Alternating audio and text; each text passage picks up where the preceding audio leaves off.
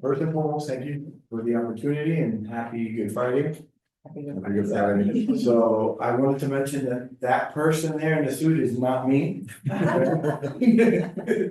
Um, So my name is Johan from Apex One Inspections and Surveys. Today's presentation, I just wanted to give you a lot of informative details, information. What I've noticed in real estate is that real estate has evolved quite a bit. A lot of the buyers are very intelligent. They ask a lot of questions and there's a lot of detail that sometimes if we don't answer correctly, they kind of don't use. Okay, if for whoever, you know, listening to me, that's a listing agent, it's super important to understand that, you know, it's stressful. I mean, you're trying to sell a property, it's a lot of money, it's maybe for next investment. But a lot of these sellers to say, when they kind of ask you questions to see if they're gonna give you the listing or not, most of them ask questions that they kind of already know. And they kind of want to hear it from you to see, you know, what your take is on it, and how much knowledge you have. So it's important from a listing side to know these details that capture the client. And then from a buyer's perspective, obviously the same thing. As an inspector, it's hard for us because we kind of have to have a very big knowledge of every different field. It isn't just like a plumber that knows just plumbing or roofer or whatnot. So you have to know quite a bit of everything. And then what happens a lot of times is that it's happened to me where, let's say I'm doing an inspection for a technician, it's an AC technician. This guy will literally ask me questions on, hey, what's this? Oh, it's a floating extension. Hey, what's this? Like, and at the end, he's like, oh, I'm an AC technician. I'm like, come on, you know? But he was like trying me, like, and it's understandable. Also, you guys have to understand, at first I would get kind of offended, but now I understand. A lot of people ask a lot of questions and they come at you with a little bit of disbelief. Like, you know, like they're not sure if, because why to use you. But I think what's happening nowadays is that there's a lack of knowledge around. So like if you hire a plumber to do something, you're like skeptical. Is this really a plumber or does a guy does, you know, plumbing and roof or whatnot? So buyers also are very skeptical. So we need to show assurance, presence, and we need to speak with confidence. I can tell you, yeah. And it could be the right answer, but the fact that the way I present myself, yeah, I doubt you, you know, because of, you know, so you need to speak with assurance. My wife does that a lot. That's why we got married, because she's but so like assurance is important and knowledge is important. Additionally, this is a field that it's ever growing and there's a lot of knowledge. So every day you learn something new, something different. Have an open concept, you know, always try to, you know, maneuver and understand different ways. It's always good to be unique or different. You can follow the same pattern and it works, but if you go outside the box or think outside the box, you'll be able to generate more leads and more business.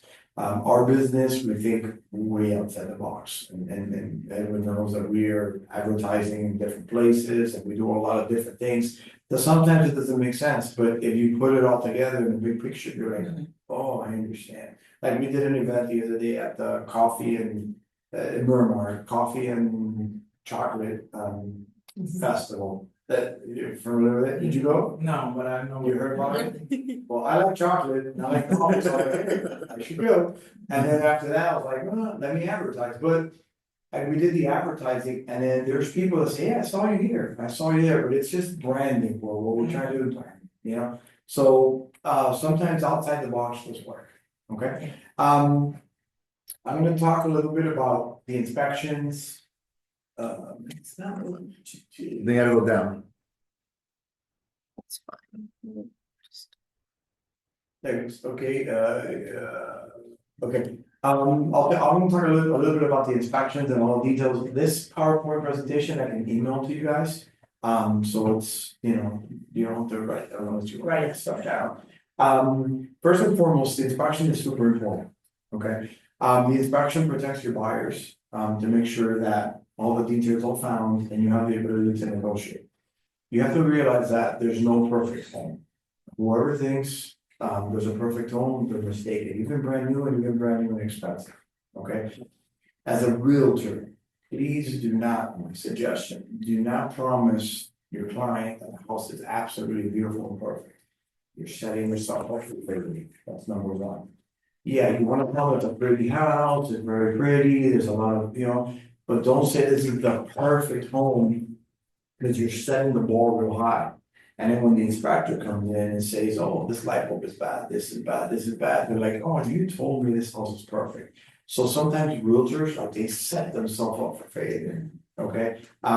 Share an example, last week, and I share this just because of, I'm a sports fanatic. He knows very well, we sponsor a lot of different teams.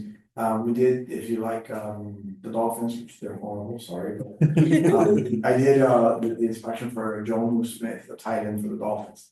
Super nice guy, buying it was like 12,013 square foot home in Southwood Ranch, is like absolutely stunning home.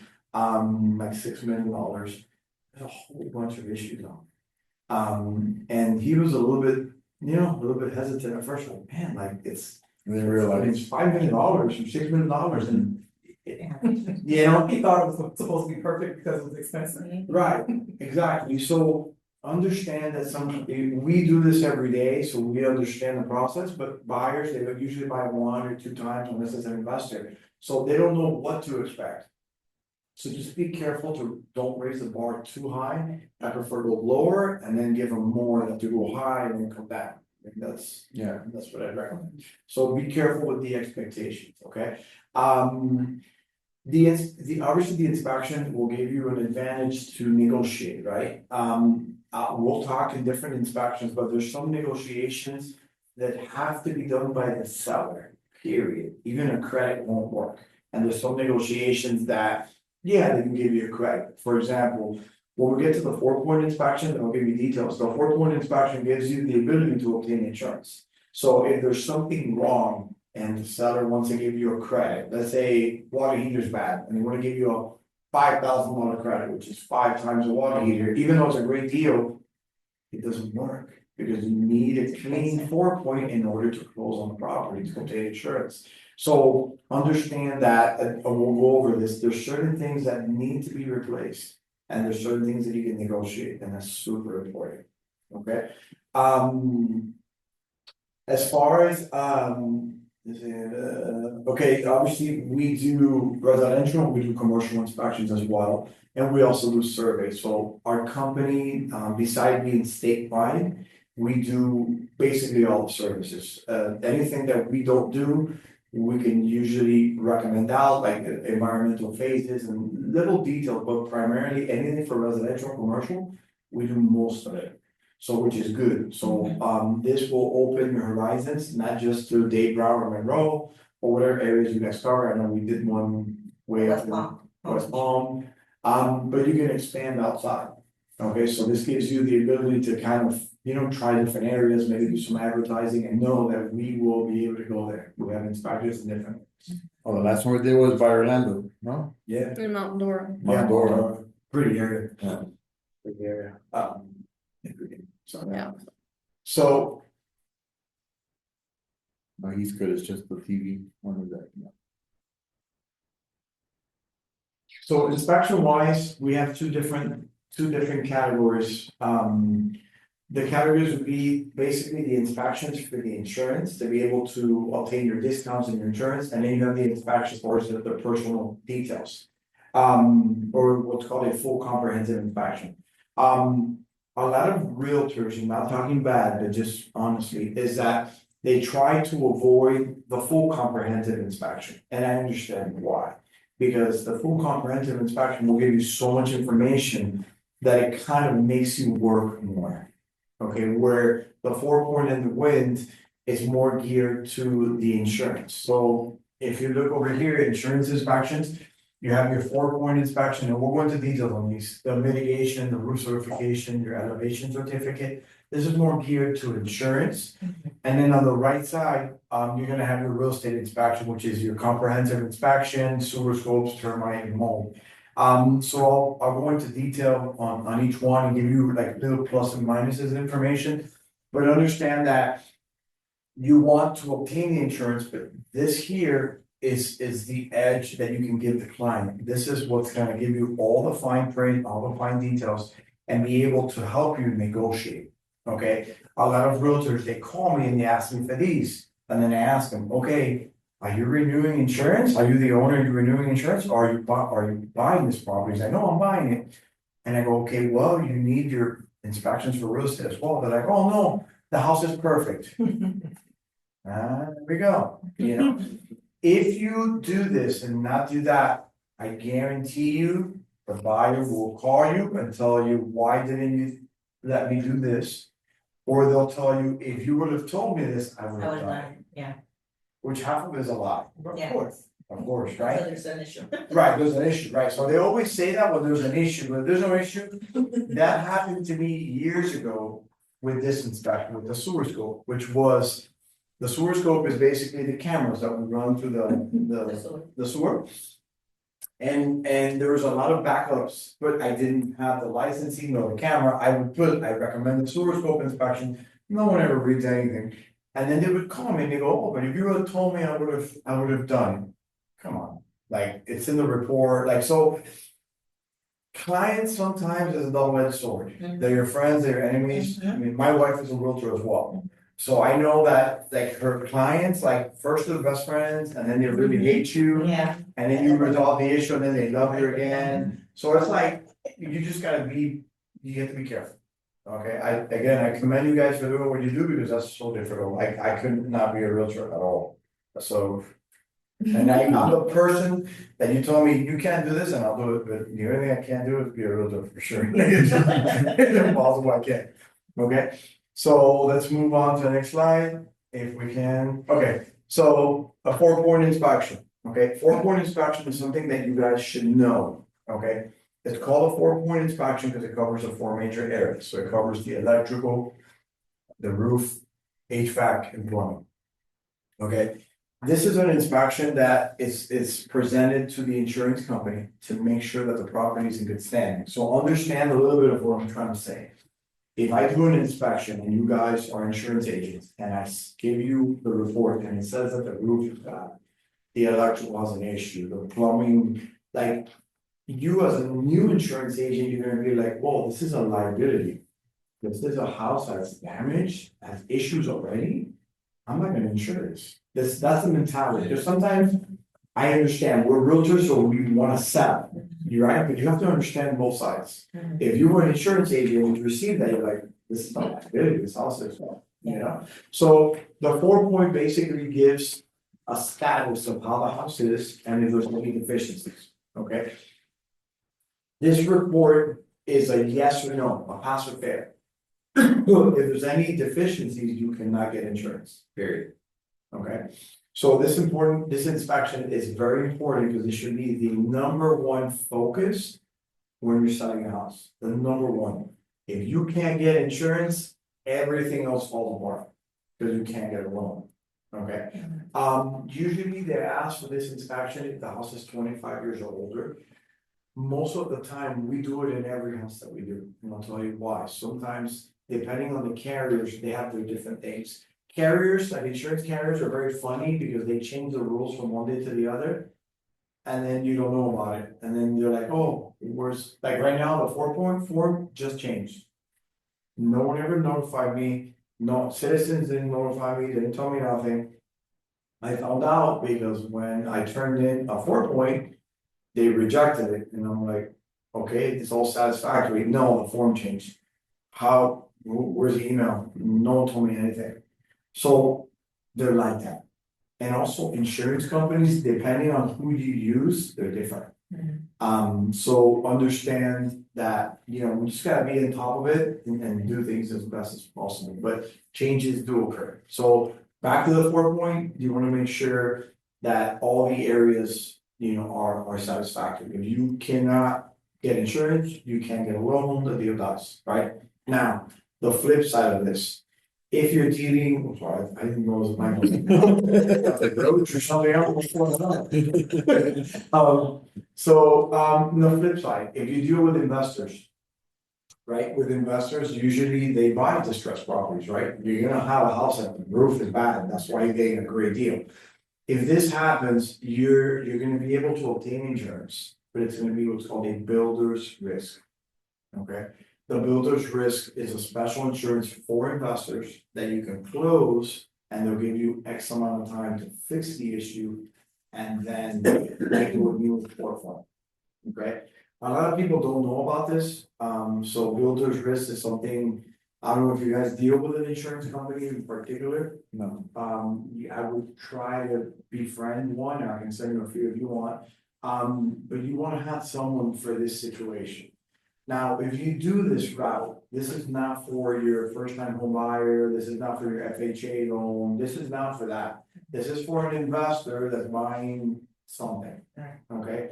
Because remember, the key is that once you close on the property, you have to fix your roof, that's $30,000 to $40,000, you have to fix that electrical or whatever it is. So do not make that mistake, okay? Any questions on the 4-point? I guess the most common one I always see is the double tap, right? I don't know if you wanna explain the double tap, if I know. Yeah, so- For new realtors, do they see a double tap or like? Got it.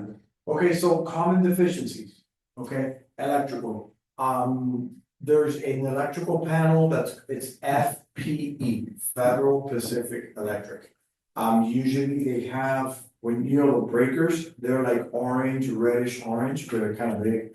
I would Google it, so you can kind of see a visual on it, anytime you see a house with that. It's a complete replacement, they cannot be used, okay? Common on the electrical is a double tap. The double tap is basically where the wire comes in the breaker. There's 2 wires or multiple wires. So basically there's multiple circuits in one breaker. That has to be separated. There's multiple ways of fixing that. That's very easy to fix. You can do a tandem breaker, one in front of the other. You can do a mini. There's always a way of fixing it. Very seldom do you see an issue with the double tap that the whole panel has to be replaced with that maximum capacity. Very, very, very good. But that would be the most important situation there. Okay. In the roof, obviously broken tiles or missing tiles, your standard visual. The new 4-point. Okay, don't cry. The 4-point. If the roof is good and it was done without a permit, you're gonna have to do it again. So, yeah, That's crazy. because yes, That's good. Well, it's good. Well, it's good, It's but good, it's, yeah, So well, you have to do it again, you're gonna have to do it with a like you permit. cannot just get So it, if you did a brand new roof without permits, you're gonna have to do it again. It needs to be with a permit with the county. That's how they verify how old the roof is. with the Yeah. inspector. So, yeah, so this is gonna hit, your life insurances are, they gradually give you. But this is, when this comes into full effect, it's gonna be an issue. Cause remember, when we do these 4-point inspections, the minimum life, and this is something important, the minimum life expectancy that they wanna see is 5 years. So if I put 4 years that the roof has, you have to re-roof. It's crazy. So now it's not even the years anymore, I can put the roof is, 10 years of life, but there's no permit, it's gonna be a world of a problem. Okay, so be wise with that, be careful with that, okay, and I'll give you tricks to be able to bypass that, so don't worry, okay?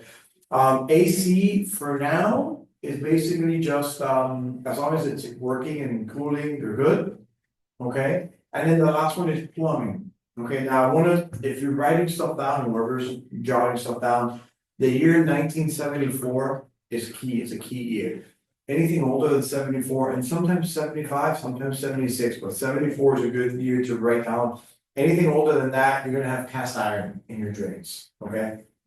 When you have that, the insurance will go up, because it's a bigger liability, number one, okay? So keep that in mind when you're looking for properties, if it's older than 1974 or 1974, keep in mind that the insurance will be a little higher. Now, plumbing, what changed differently in the 4-point? There's different plumbing materials, there's PVC, there's copper, there's cast iron. There's a few that people don't know too much about. One of them is called PACs. Okay, PACs are water lines that one is red, one is blue, sometimes they're white. Those are still accepted, but the insurance price will go up. Okay, now there's one that's called polybutylene. You will not get insurance. At all. If you wanna hear a funny, but yeah, funny, I would say funny story. Yeah, because it was, well. So I did an inspection for a guy 5 years ago, right? It had polybutylene. I put satisfactory, right? Because it's satisfactory. That guy sells a year ago. A year and a half ago, the insurance company changed that policy where if you have polybutylene, it's not insured. So the guy, 5 years ago, I did the inspection, satisfactory, a year later, unsatisfactory. Now, the new buyer is my client, but the old buyer was my client too. So the guy goes, hey, what's going on? Did you mess up on mine? I'm like, no, it's just that this changed. And he was a little bit upset. Had nothing to do with that. Control. Yeah, I can't control that, but he had to have an additional expense. And that's what happened, but basically, if it has polybutylene, it's an automatic no on the insurance. So what does he have to do in that case? Rip out all the plumbing and put in new? Put all PVC, PVC, copper, call. What is it called? A polybutylene. It's a gray pipe. Okay, you're gonna see that primarily in like pre-manufactured homes. Is what usually you see polybutylene. If you see like a trailer, drop trailer, mobile home, pre-manufactured home, you usually see that, so just be careful with that. Okay. Any questions here? I give you a little bit more details. Okay, we're good? Okay. So the mitigation, this is your second inspection. The wind mitigation is basically a discount inspection. The way it works is that the insurance will quote you the highest price. And as you prove what you have, they'll start lowering and lowering and lowering to give you the final price. What we look in the mitigation, the details that we look, first of all, the year of the roof. Okay, so, and with a permit. Okay, so the discounts will be applied only if it has a permit. So if you have, a roof, that's newer with a permit and all that, you'll get a discount. If you want me to give you specifics, I can give you the years of discount. So for example, if the property or the roof year is 2004 or lower, you get one discount. 2004 to 06. I'm sorry, 94, sorry. 94 and lower, you get no discount. This is already an old roof. 94 to 06, you get a little bit of a discount, and then 06 and up, it's the FPC, the Florida Building Code, you get a bigger discount. Sometimes it's 04, 05, so it depends on the county and municipality. So it's important to know the year of the roof, with a permit. If this has happened to me, let's say you have two roof styles, right? Let's say you have a tile and a shingle, okay, in one same house. If you have a permit on one and not a permit on the other, you lose the discount completely. So you wanna make sure that whatever materials you have, they're all permitted. Okay, happens a lot with like flat areas that people add and stuff without a permit. So I always say Hialeah because it's what people know, but let's take Canada, let's not be biased, right? Hialeah, Canada, okay, so let's say What's my Canada, yeah, so let's say Canada, you have a shingle roof and you added a terrace. And you did it over the weekend without a permit, it's beautiful. And the inspector comes in to do a mitigation, I'm gonna see the permit on the shingle, but I'm not gonna see a permit on the flat roof. So that discount, you lose it completely.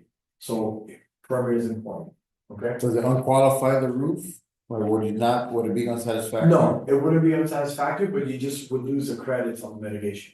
Remember, the mitigation is for discounts, so it's not the condition, if it's satisfactory or not, it's more just detail as far as the permits and more structurally what it has, okay? The windows and the doors, it's important to understand that every window and every door has to be impact protected, okay?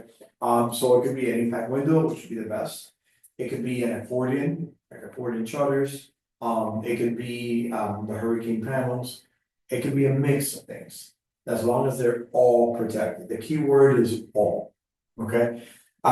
Entry doors, the doors, when you guys go home today, when you open the door, and the door opens outward, it's too code. If it opens inward, that discount, you use the discount, even though the door is impact. The door has to swing outward, not inward.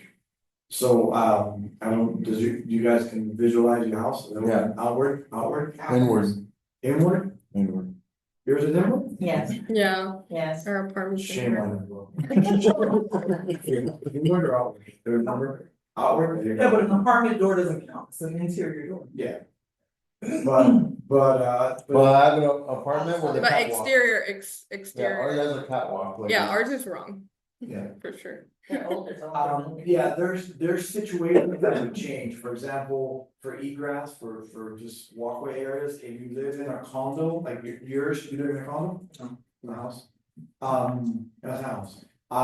If you're in an enclosed, like, like here, Yeah, like if you open the door and it doesn't matter if it swings in or out, you're protected by the structure. Yeah. But if you have like a walkway balcony outside and it opens inward, you don't lose the discount, you lose the discount.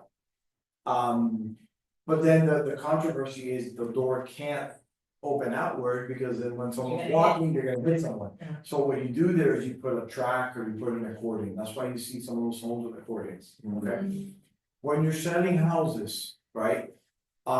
If it's, first of all, it's important to know, if everything is protected or not. And let's say there's one or two windows or doors that are not protected, it doesn't matter if you go the most expensive route, you're gonna get the same discount, right? So what I usually recommend is go to Habitat for Humanities, which they sell the hurricane panels, they're used, it doesn't matter. And you're able to protect that one or two doors, so that little investment of $100 or $200 will save the client thousands of dollars, sometimes hundreds of dollars.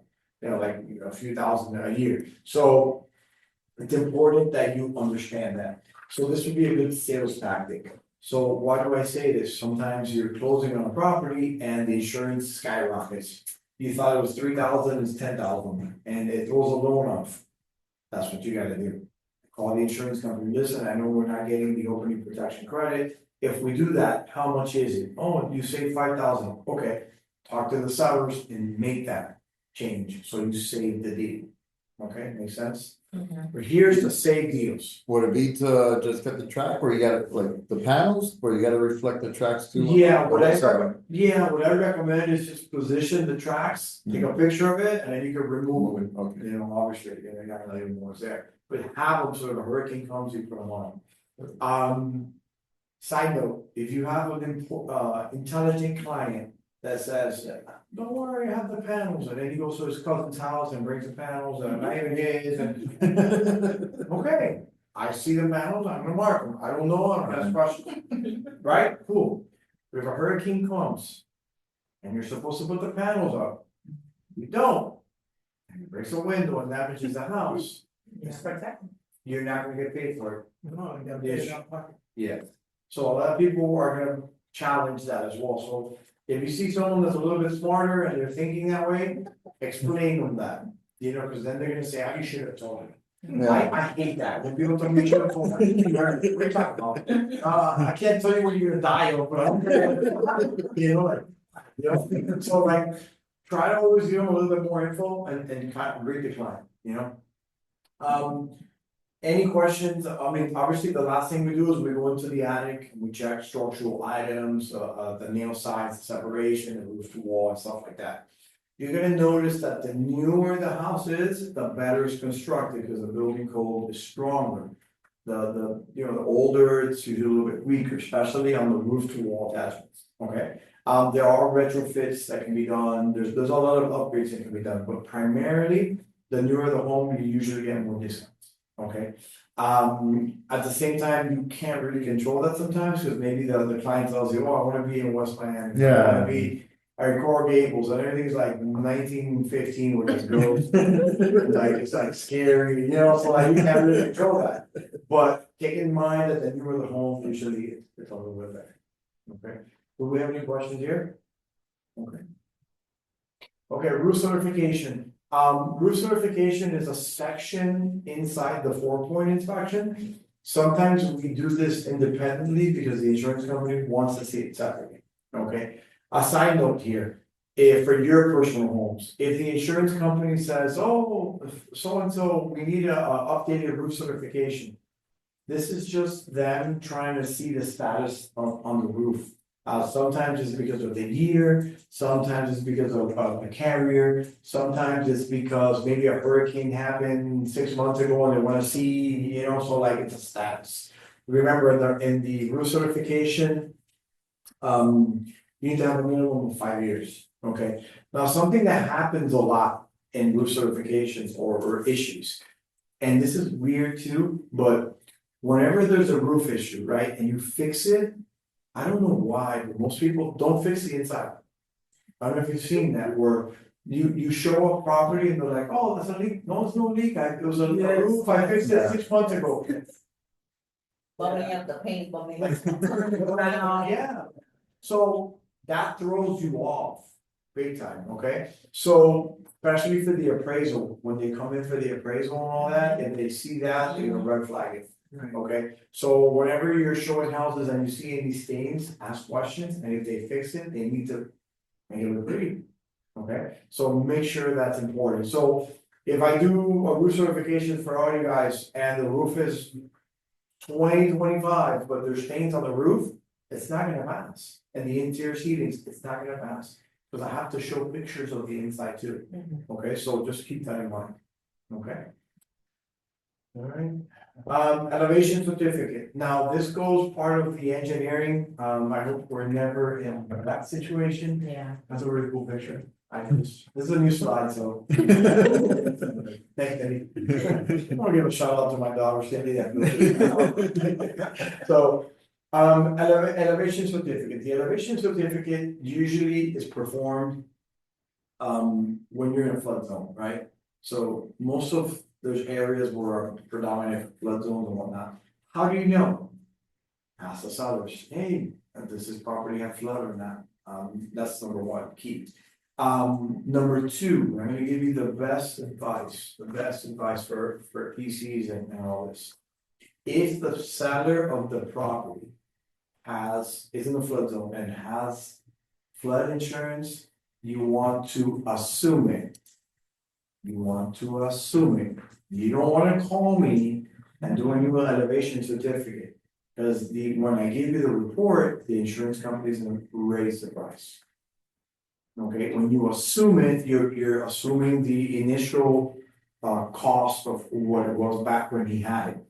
Perfect example, I closed on a property myself in the Keys, about a year and a half ago. It's close to the water, it obviously it needs flood. I bought it from a cousin of mine. When I bought it, his flood insurance was $800. And I'm like, whoa, that's great. But me being cheap, I'm like, let me see if I can squeeze it down, right? So I did an EC, it didn't cost me anything, obviously. And I presented to the insurance company. $3,900. I almost had a heart attack. I'm like, how do these people do it? So I quickly assumed it. So it happened to me personally. Okay, so make sure to assume flood insurance. The only way you won't be able to assume flood insurance is if they are in a flood zone, house is paid off and they're self-insured. And in there, you have no control. Okay, now what's going on in the atmosphere, what's gonna happen eventually, okay, is that the state of Florida is all in the flood zone.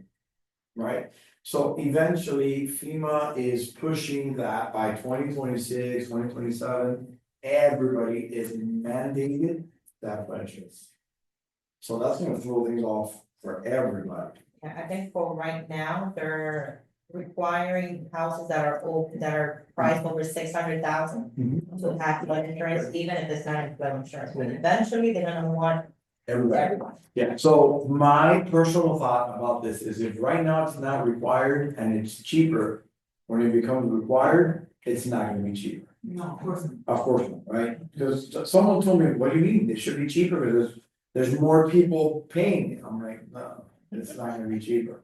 They're gonna abuse the privilege, you know, and most people still own their house, it's not like the majority own their house. So, I would recommend in transactions that you guys do, say it. Listen, your flood insurance would be about $600-700 a year, it's probably, you know, McDonald's a week, I don't know, like, I would recommend to get it as a recommendation, you know. Mention it because if it changes, and let's say it changes tomorrow, you're gonna look bad. And then they're gonna say, oh, you should have told me. I didn't know, you understand? So like, try to understand it, see things a little bit different. It's better to warn people and then it happens and it was out of your control. You know, but this is just knowledge that we can't really foresee the future, but it's gonna happen. Okay, as a service, we do the service as well. You're gonna see that this service is not performed by most inspection companies, maybe a very small, maybe just me, really. Because this is an engineering degree, so we have the inspection side and the engineering side. Usually you don't get both. Okay, so that's why we perform this as well. Okay, so EC, it's the elevation certificate, and this is that. One last thing I want to say, sorry, no, sorry. I don't know if you guys know how flood insurance works differently from wind, but I'll explain it to you. And it's pretty sad when you understand. If a hurricane comes and it breaks a window and it wets the inside of your house and your house floods, the insurance will pay. Right? Good. If it rains a whole lot, no windows break, the roof doesn't leak, nothing. But rising water comes into your house and damages the inside. If you don't have flood insurance, you're not covered.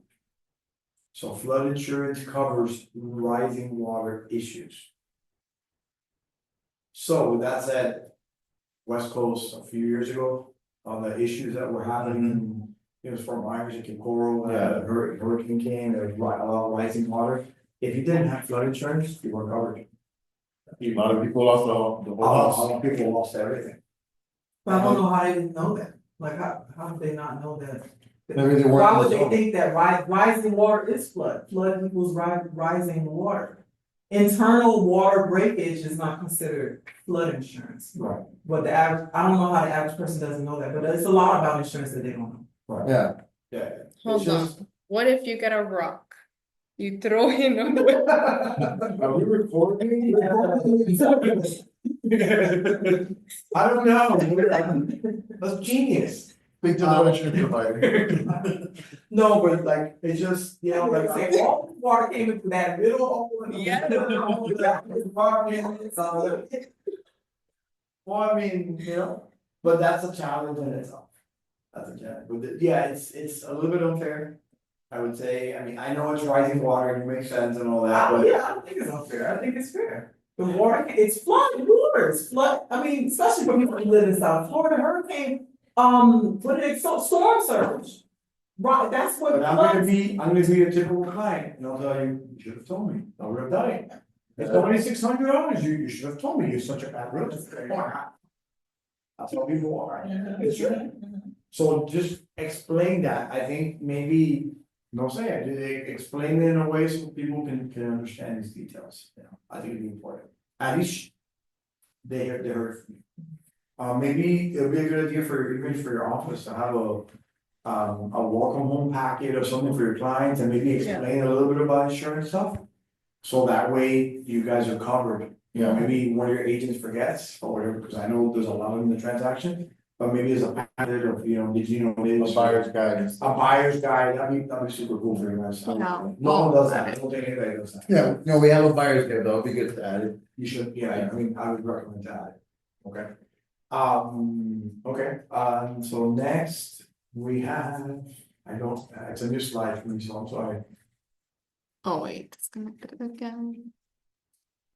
Okay, so real estate inspection, now we're going into the obviously the full detailed package inspection, okay? This inspection here, there's a few ways of realizing this or seeing this inspection. One, it would be to try to negotiate on anything that comes out in the field, right? maybe with a credit, with a repair, okay? Another way is in worst case scenario, you can exit out of this contract. You know, sometimes there's situations where it looks like a great deal, when you see the amount of work, it makes no sense at all.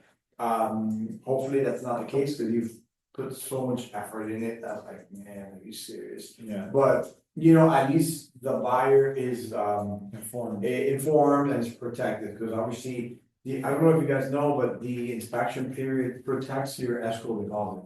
Meaning that if you have a $10,000 escrow deposit and you're in your inspection period, and God forbid there's issues, it protects, you can exit out in the inspection period, right? Okay, so, worst case scenario I've seen on situations like this is if there's like waterfront properties, they have a seawall, right? The seawall is about $2,000 a linear foot. A lot of times people buy these inspect like these properties, and then the seawall is destroyed. And if the guy has 100 linear feet of dock, that's $200,000. That house better be, reflecting that information. So that's primarily what I see with like little details like that, like as far as deals falling apart because of seawalls usually, and it's a lack of knowledge, okay? So we move to the next slide. I wanna make a side note here too.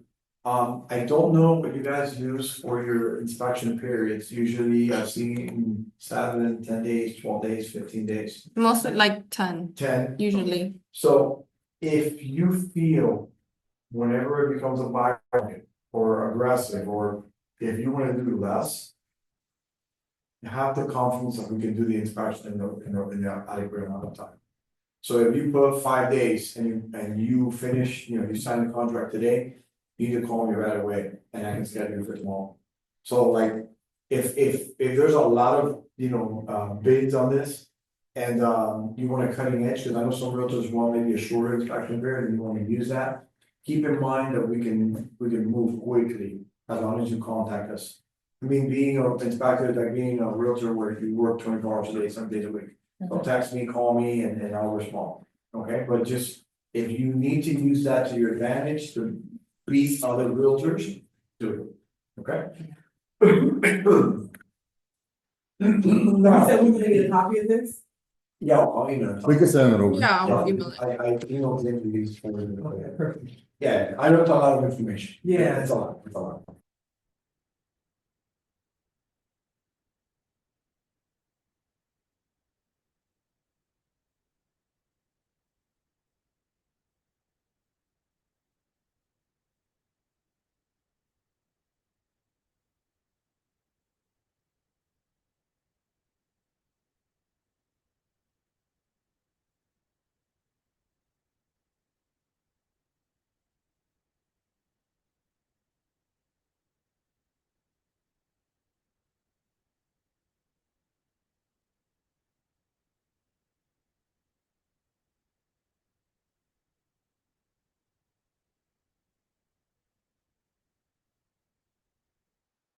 Good, because the inspection is done for you, for your salary.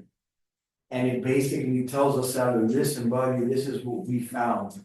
There's issues here, there's issues here, the water heater's bad, this is bad, blah, blah, blah. So whenever another inspector comes in, they're not gonna point these things out. So the pre-listing inspection, usually it's done to kind of give a guidance to the seller as to what the condition of the house is, the pros and the cons, and the things that should be fixed, so the transaction can go smooth. Okay, so I highly.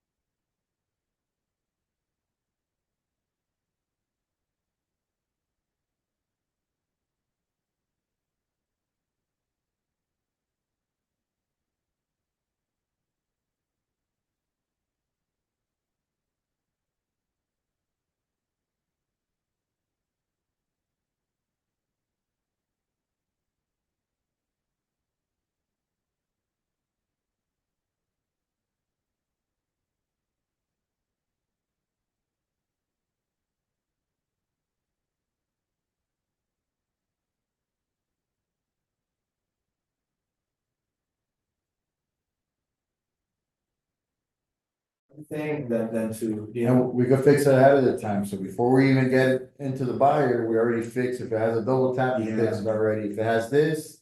Let's get it out the way, so when the buyer comes in, does his inspection, we just move on with the contract and Yeah, we just. Now, do you include survey with the No. No. It's a different, which we'll touch that, it's not subject to. But, so that's one thing. For the purchase inspection, obviously, this is the inspection, you know, for your buyer. One thing, a lot of buyers are buying new homes, like Lenore, Adrian Homes, Geo, all this stuff, right? If you're buying a new construction, you still need an inspection. Okay, make sure you're aware of that. A lot of people call me and they're like, no, I just need a 4 point in the wind, it's a new construction, brand new. Okay, still, you know, like. especially with Lennar. Yeah. Oh, we did one last week with DR Horton. Yeah. Everything came out pretty good, except for the garage door wasn't closing well with the base. Yeah. So then we sent it to them like, hey, this is going on, please review it. Yeah, so with new construction, the great thing about new construction is that they have 120 days usually to fix everything. Usually they require that in the punch list time, so let's say, which is kind of. It's different, I guess, where let's say the buyer closes tomorrow at 2, the walkthrough, the plan.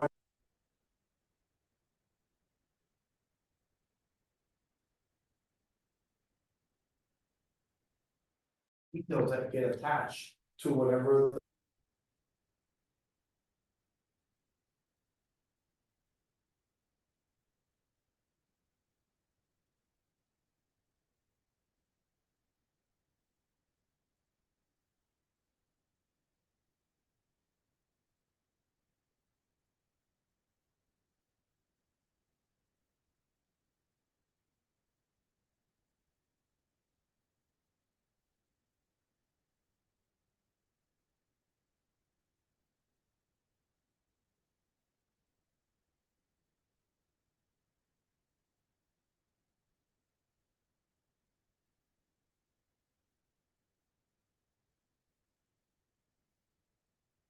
I think I think she did it on purpose. She did it on purpose. In the pre-listing or the purchase inspection now, right?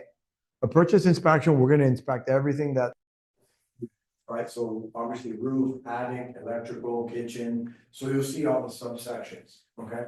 When we do these inspections, we verify the details, we'll thoroughly inspect every single component of the house, when I say electrical, every light bulb, every outlet and so forth and so on. Something different that we do as well as we'll give you life expectancies. For example, us being humans, hopefully we live to be 80, 90, 100, I doubt it, my grandma was like 100, which was Chinese, so it's different. Chinese people last forever, I think. But like usually, you know, so everything has a life expectancy, right? So the roof material has a life expectancy, dishwasher, washing machine, everything has a life expectancy. So there's a big difference between the item working and the life expectancy. For example, freezing in here, right? You're freezing, right? Right, I'm a little cold, don't get me wrong. So let's say this is a house you're buying, I would say, listen, you know, AC is working fine and all that, but it's at end of life. You would look at me and go, this guy's crazy.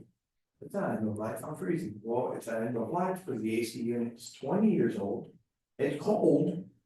the end of its life. Meaning what's gonna happen, usually happens is by the time you close in 30 or 45 days that you move in, Flood the AC at cold and you're gonna have a heater, because it broke. You understand? So this happens a lot.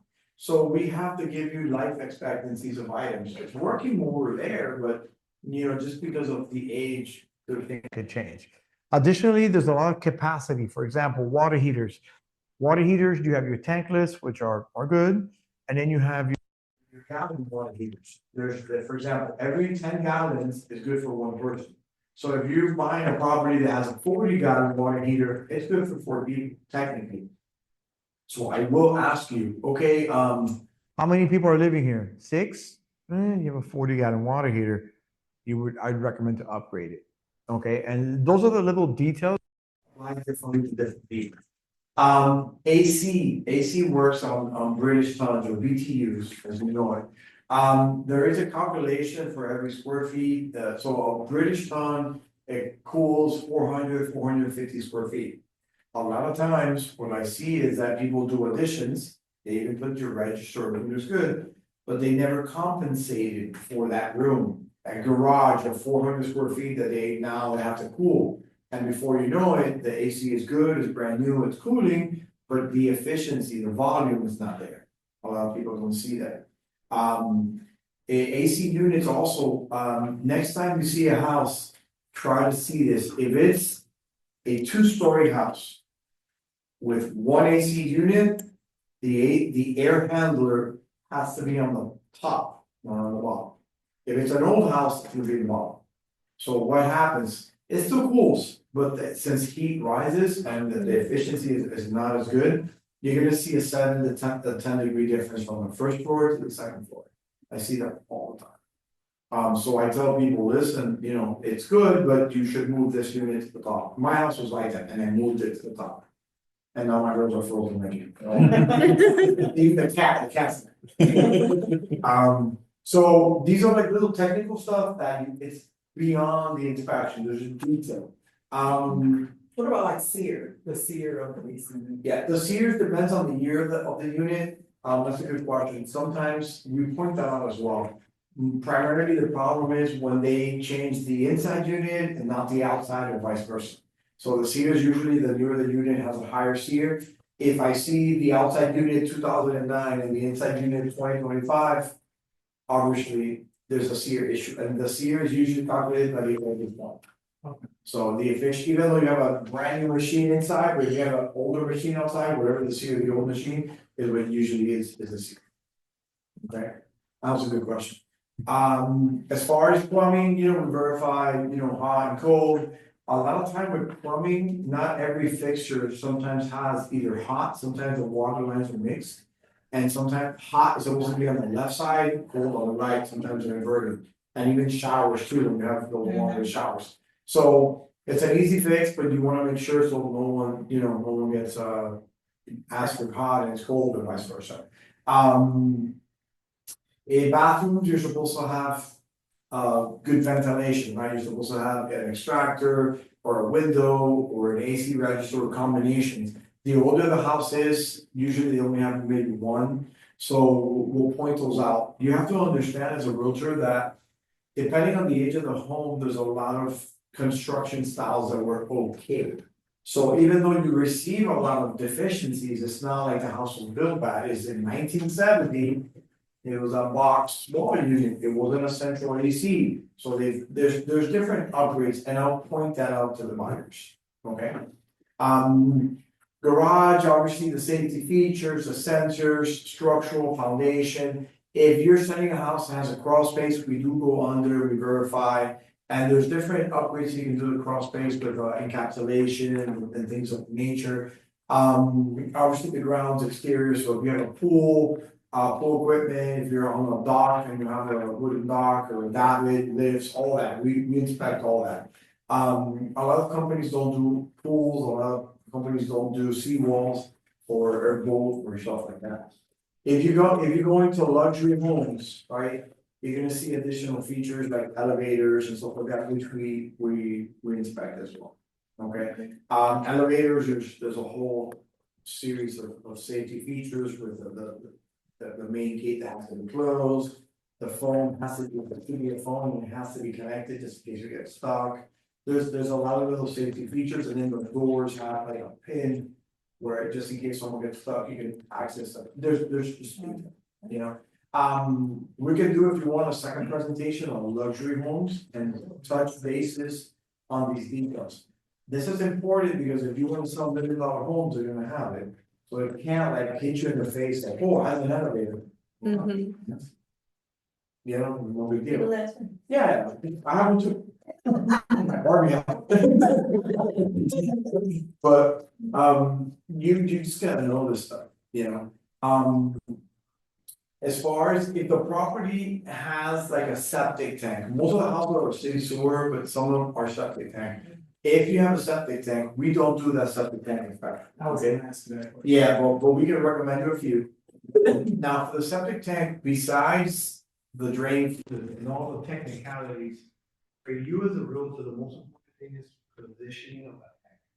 If you have like your brother's house on 10 acres, it doesn't matter where it's at, okay? But when you have a house that's, you know, small lot, or maybe an acre, or half an acre, or whatever the case is, Or, the position of the septic tank makes a big difference, but you cannot add like a concrete pad. You cannot put brick pavers, you cannot put nothing on top of that, TV, and a lot of time that happens.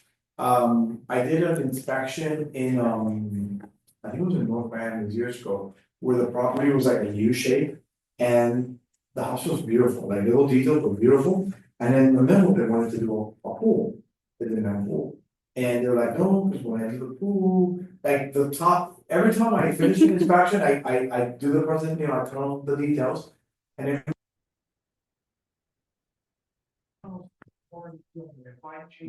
They never do.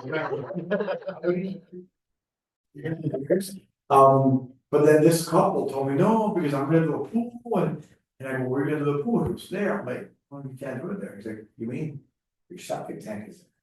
So he wasn't able to do the pool, so he would, I mean, he would move the septic, and you can do it, but you would have to encourage another $25,000. And because of that, they didn't buy the house.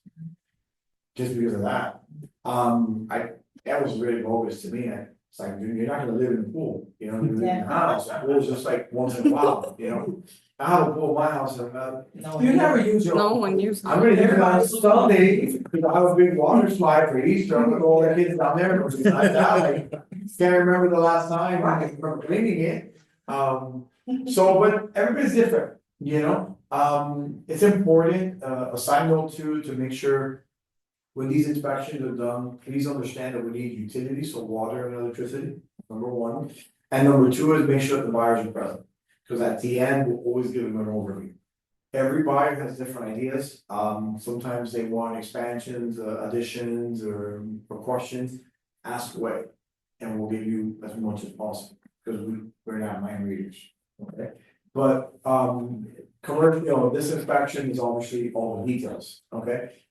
This same, details apply for commercial, obviously it's a little different, you have three-phase electrical, you have, you know, when you're selling warehouses, commercial buildings.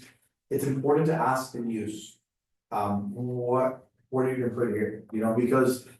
Some buildings have two-phase, which is what we have here, like the regular buildings, or regular homes, and then some are have two-phase and three-phase electrical, when it's three-phase, it's usually for bigger machinery, so if, in other words, if the client has a print shop. And he needs three-phase electricity for his machine to make money, we need to know that, because I can tell you it has it or it doesn't have it. Okay, so when it's commercial, you need to ask them a little bit of what the use is for details, okay? Next slide, it's also nice, okay, so specialty inspection, right? Yeah, I'm like. Yeah, next, these are the specialty inspections, okay, so when you schedule an inspection, the sewer scope will always be, recommended, right? So like if the house is 74 or older, I'll show you this, and the house is 74 or older, you know. Inspection is recommended, okay? For something like that, a side note as a realtor, if you see a house is 74 or 75. And you know that it's gonna have cast iron, ask the listing agent, have they done any upgrades to the drain lines? That's a good question, you know, cause maybe, you can resolve an issue. I would do the sewer scope regardless, because a lot of people say that they do stuff and they don't. I don't know if you've ever encountered that, yeah, I encounter that a lot. And you wanna make sure that everything is everything, that's another thing too, you know? So sewer scope inspection obviously is very important. If anybody is selling a property, it's a VA loan, a veteran loan, you need a termite inspection. If you don't do a termite inspection, I guarantee you're not closing that file, guaranteed. Okay, so VA termite inspection, extremely important, okay? For VA, they wanna see you have a past, you know, termite inspection, obviously. If you fail it, Do not get scared and cry and deal die, no. The seller is responsible to service the property. And when they service it, they will provide a new WDO, which is wood destroying organism inspection, which is a termite inspection. And then that's what you're gonna show your mortgage lender. Would that mean a full tent? You can do tent, you can do like tankless treatment too. And I have a company, we don't do this directly, the company does it for us, and I'll share the contact, which is the termite guys, or Realty. Okay, but that's, so sometimes like if it fails, don't freak out, but anytime it's a VA loan, the seller of the property, the realtor should know that they're responsible for this, period. There's no if and buts, okay? Mold, if I see signs of mold, like, that's good here. Find it. If I see any stains, water stains or stuff like that, I would recommend, and this is only a recommendation for a mold inspection. Okay, now, some people call me and they go, listen, I want a mold inspection regardless. I don't fight against them, because there's a lot of people that work in the industry of they're nurses, or they're like very picky, I don't know what the technical name is, but they're like, you know, like people like that, and they work OCD, on right? OCD type of thing, okay, I'll do it. But primarily, this inspection is always recommended when it's, when we see something. I mean, our company is not like selling you stuff or selling you stuff, it's only if it's needed. If I think the there's two client, different types, no? yes, for mold, there's two types, there's a direct swab, which is like a COVID, like the one that, like a COVID swab, and then there's air samples, okay? The direct swab is good sometimes when you do combination of stuff. Primarily, what I focus on is the air quality. The reason why is if it's airborne, it's gonna affect you. It's gonna make you cough. She's coughing. You have mold in your house?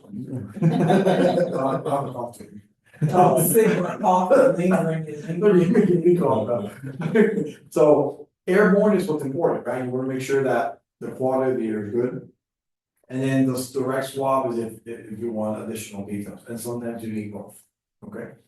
And then lastly is your seawall inspection, anything on the water, you have your seawall, your barrier wall. Take in mind that seawalls are very expensive, it's $2,000 a linear foot, and 2,000. And it'll probably go up to the tariffs that still hasn't happened, but they're just, things are going up anyways, right? It's like, the other day I ordered, I replaced a light bulb in my pool, which I haven't got into, which will be on Sunday, right? And the guy wanted to charge me like $600 for the light, it's an LED light, and I'm like, why is that? He goes, the tariffs, I'm like, what? It's, you still got 90 days, what do you mean tariffs? He's like, oh, hold on, let me see if I can find something else, and then $250, okay, I'll do that. So like, yeah. I have a question about specialty inspections. Do you do any ground testing for VOCs? Yes, that's an independent inspection. Okay. We do those as Do well. people request them or am I like weird? I'm not gonna say you're weird. Which was that one? Explain that one a little bit. I haven't heard that one before. It's more Commercial? detailed. Yeah, it's Commercial? more detailed, that's You're more, looking for volatile organic Yeah. compounds, so you're looking to see if you're buying property that was on a chemical landfill. I'll give you an example of something that happened to us. There's a park called Vista View Park that's on Orange, I think that's Orange Drive, just west of Flamingo in Davie. And there's a multi-million-dollar housing complex called Imagination Farms. Mhm. In the 70s, Imagination Farms was a chemical landfill, and it accepted a certain amount of chemicals, certain types of chemicals, but people dumped whatever they want in large amounts. It jumped the water, entered the water supply, people were on well water. There's underneath the chemical landfill, which blows my mind, there's an aquifer. So it penetrated the aquifer, it got into the water supply, the people in the residents were getting sick. The state came in and told Broward County, you have to provide the residents with bottled water, it was a whole thing. It became a Superfund site where the government comes in and cleans it up, and now it's a park. But if you go online and look at the reports, that the EPA did is said that even people who visited the park in the future will be exposed to the same level of chemical that the municipal park workers who worked in the park at the time were exposed to. Wow. So people buy stuff and they wonder why everyone in the community gets cancer. My mother purchased a home not far from there who ended up with a form of cancer from a home that she bought that she lived in for maybe 10 years. And then I found out that everyone in the community was getting cancer and getting sick, tongue cancers. I mean, the neighbors, the person across the street, but it was like this at this rate. And so apparently after talking to the president of the HOA, she said that there was a gentleman who did research in the '90s and found out that phase 2 of the community was built on a chemical landfill. And that's why so many people were getting sick, because he's like, there's something going on. This is not normal for everyone. Yeah, you get a couple of people, but everybody, every single person, everyone in the house, everybody. So yeah. And a lot of people don't know, and they go and they buy the homes and they're like, oh, this is crazy. They never think, let me check the EPA's website. Was there a Superfund site here? You know, we live in South Florida. The rainwater carries it, it doesn't go away. Yeah. It spreads. Yeah. So if it was here and you're so far, eventually it's there. Yeah. And you know, but that part of Davie, the water doesn't come from Davie water. It comes from Sunrise because of that situation. To this day, they still pay. If you live in Davie, that part of Davie, the water comes from Sunrise. And you're like, why is it coming from And Sunrise? David's pretty high end, so I Yeah. didn't think so. I No, think you that- know where Park Tower is? I don't know if you guys have heard of it, in North Miami. South. It's a new development. They have like 3 new buildings there. That's a super fun site as well. See? One thing that I saw was, one thing, I don't know if it's in the slide or not, but, no, radon. You guys heard of Yes. that? Yeah. Yes. An example that I wanna give is that radon usually, when people, like, if you have a client from up north, they're gonna ask you for a radon inspection, cause it's kind of typical up north. Down here is not really typical. We do the inspection as well, but if they ask for it, do it, and if it's a new construction, do it. And I'll tell you what happened to me. There's a builder friend of mine that he built in, like by South Miami, gorgeous house, like $10 million house, gorgeous house. And, I did a radon test, because the buyer requested it from New York or something. And it came out positive. The brand new construction, like 2020. What is radon? Radon, it's iridium gas that emits from the aggregate, from the concrete, from the rock itself. So it's the #1 source of cancer, lung cancer, yeah. So what happens is when that radon gas gets, releases, you breathe and it gives you cancer. So the concrete itself, The rock of the concrete. so is Yeah. where they source the concrete or is just concrete in general? The source of the aggregate, when they That they mix- use to make the concrete? Yes, and it comes from up north. So when my friend that's a builder built, I guess they purchased the aggregate from somewhere up north. And it had radon. So the way that, there was an issue, a big issue. There is ways of mitigating it. What you do is that you create like funnels, you bring in like fresh air from the inside and you ventilate it. And you extract it out. So he was able to fix it. But it's a whole, there's another building somewhere in Homestead that has radon issue, and then they have a machine. I've only seen it one time, to be honest, but they have a radon machine that has LEDs and levels and stuff. And then they constantly have to check it to see. Yeah, so they has it, they look to. But most homes up north have those in the house. Yeah, they do have Yeah. that. My sister has basement. that in the Everything- basement. Right. Yeah, That's just not common, we don't have basements now. right. Yeah. But it's part of the aggregate, it's part of. I didn't think about that. Yeah, so you gotta be careful, any new builders, and even him, I told him, listen, it'd be a good idea. That when you buy your concrete and stuff, you have a disclaimer, if the house has radon due to your materials. There has to be a percentage in here for you. Good idea. Yeah, write that information down, if I build a house with your materials and it has radon and I think he spent like $20,000 in mitigating it, it was a disaster. You know, so it would be good to put that information in, okay? So don't fight it, like, before at first, like, some people are a little bit ignorant and when they ask for something, I wouldn't fight it. Yeah. Like if the client says, I want mold inspection, just, they've had a bad experience, something happened, a family member died of mold, and God knows. When they say do a radon test, they've had bad experiences. So I wouldn't fight it unless they're not gonna use you, or they'll be like, why are you ignoring me if you don't know my backstory, you know? Right. Yeah. So that's what I always do, okay? The next slide, a boundary survey. Once you pass your inspection period, right, so when you do your inspection, everything went well, you negotiated, you're moving forward. Then I would recommend to ask for a boundary survey, okay? The boundary survey basically is the survey that it tells you what's in the ground, like where you find, where your property begins and ends, where everything, all the improvements and the fence located and all that is. It's important to do this because a lot of times, especially in Florida, the fences are not in the place it's supposed to be.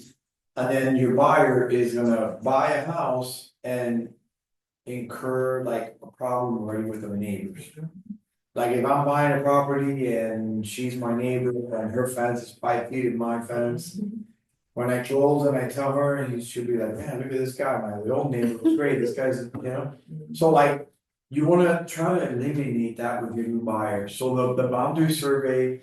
Will give you the dimensions of where things are located and all the information. Additionally, it gives you measurements, positionings, so. That way you know how everything sits, measurements and details, improvements. Where the septic is? Yes, Okay. yeah, but that's in collaboration with the septic company, because they have to give you dimensions, and then with the seller has to provide. The size of the septic tank they use, and we need information, okay, but. Okay, but it is a part of the boundary survey, or Yeah. that's part of the septic? We'll include it if it's necessary. Okay. Yeah, we'll include it if it's necessary.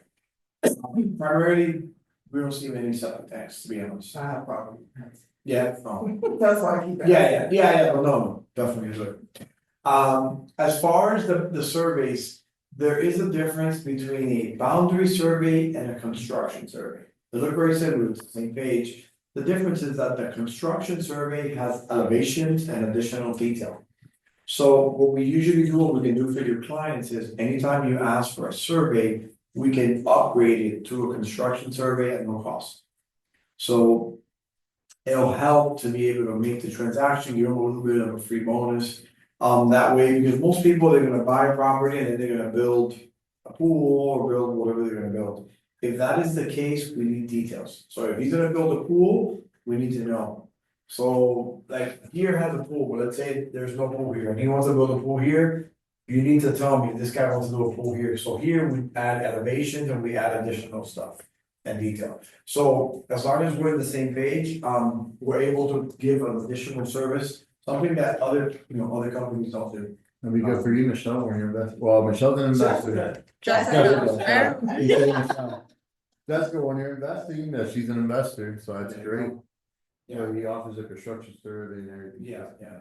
If you're gonna buy a house and demolish and build, same thing, just let me know what you wanna do, and then we'll give you the full scope. With offenses too, if, let's say we do an inspection or a survey, I'm sorry, and the fences, 2 feet in your property, it's best to address that right away with the sellers. So that way they can handle the issue with the neighbors instead of the new person, cause that could be a cost, okay? And I think that's it, no, That's okay. Hey. Yeah, there you go. So I mean, there's a lot of detail in the surveys and inspections, I mean, obviously, every transaction is different. You're gonna learn, different things. The best that I can do for you guys is if you guys have any questions, you can call me. Recommendations, when you guys are selling or buying properties. And you have these multiple different addresses, email them to me or text them to me. And I'll tell you, Michelle, right? Jessica. It's small. So Jessica, you need, I'll take that perfect. So like, Michelle, so like. I thought you were Michelle when you introduced yourself, but then you said another name, I'm like, oh. That's another, So like, let's say you're gonna be, showing a property to a client and you have 4 properties picked out. Email me all 4 properties, and I'll tell you, property number 1, the roof is 2010, I see this, I see this, I see this, ask these questions. Property number 2, blah, blah, blah, property number 3, run away, don't even show it, like, I don't see a permit, it's easier to do that, that way you can kind of, navigate the client adequately. I see that a lot of times, like realtors, and the clients usually like the one that's the most complicated. Yeah. Why, so, it's horrible, so give them the expectation, listen, if you like this house, we can move, but take in mind, there's no permit. I'm seeing a lot of things, like, it's good, and also when you do that, relay the information to the seller's agent. Cause they already know that you know what time it is, like, listen, there's no permit, you know that very well, when we do the inspection, this could be an issue. What are your thoughts? Because if your seller says no, then I'm not gonna put a contract in it. So like, it kind of positions you in a very favorable way, in order to, To negotiate. At the end of the day, we just wanna make sure that you create effort into a home that you're gonna potentially, close. You don't wanna lose your clients, a lot of times people put contracts and 2 or 3 contracts and the deal falls apart, and the guy goes, oh, like, I spend so much money in inspections and this and that, I'm just gonna rent it, this is not for me. I think it's a realtor. Yeah. They didn't do the due diligence, you gotta take control. Some things will fall sometimes, I understand, but like 3 or 4 houses, you're doing something wrong. Yeah. You really are, so just, my suggestion, from what I've seen, when we present our details, there's ways of presenting, I can say, listen, there's a few broken tiles, it's not really a big deal. Or I can say, oh my God. Girl, let me tell you something. So, we're not the open, it is what it is, just, everything's fixable. Yeah. Now, let me ask you this.